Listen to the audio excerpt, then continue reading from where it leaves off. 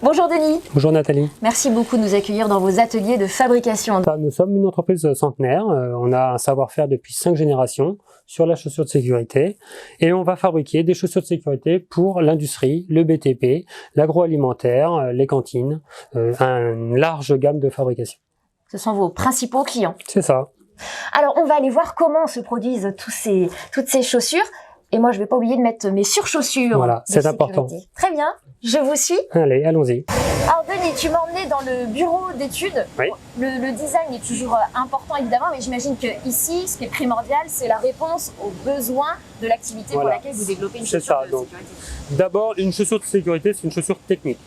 Donc on doit répondre vraiment à un besoin de sécurité. Donc on va répondre à de l'anti-pénétration, de l'anti-glisse. Bien sûr, on va rajouter du confort. Bien sûr, on va rajouter l'étanchéité, mais d'abord, vraiment répondre à la sécurité de la personne et du pied, donc de la chaussure technique. Ah, donc en résumé, vraiment les points principaux, ça va être la protection, l'anti-glisse. Quels seraient en fait les points clés ici où on étudie ça de façon très pointue? Alors, on va utiliser les matériaux qui vont nous permettre de passer les normes de protection du pied. On va utiliser une première de montage qui va empêcher un clou de traverser, donc l'anti-perforation. On va designer des semelles pour avoir une adhérence parfaite au sol, l'anti-glisse. Et puis on va surtout choisir un embout qui va être dimensionné, qui va résister au choc de 200 joules. Qui est la norme pour fabriquer une chaussure de sécurité et protéger le pied de son utilisateur. Très bien, donc là on est en phase de prototypage.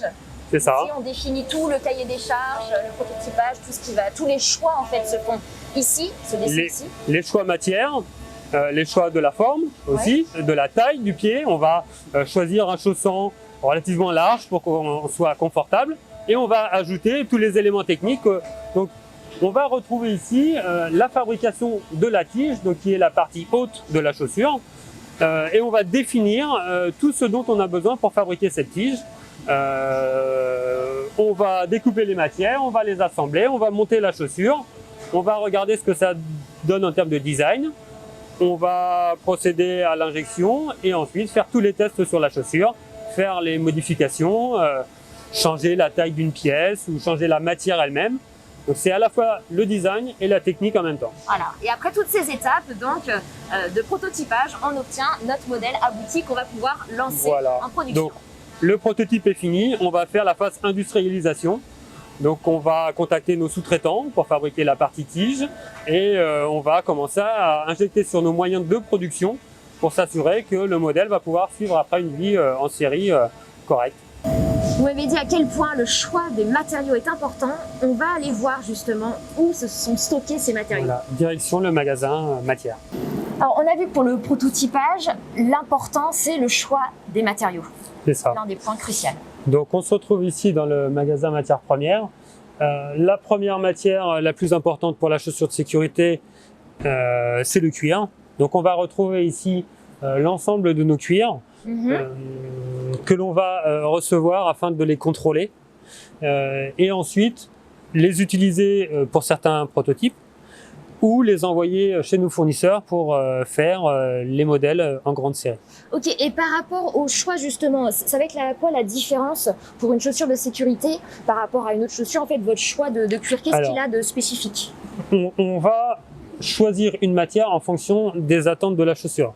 Si on veut une chaussure légère, facilement lavable, on va aller chercher peut-être une microfibre, un peu moins de résistance, on va aller chercher de la microfibre. Si on veut une chaussure de haute qualité, résistance, BTP, travail extérieur, quelque chose de solide, on va aller chercher des cuirs. Nous, on a fait le choix de choisir des cuirs de très bonne qualité. On prend des supports qui viennent d'Amérique du Sud, donc, et des tanneries qui ont fait le choix de nous donner un produit de grande qualité.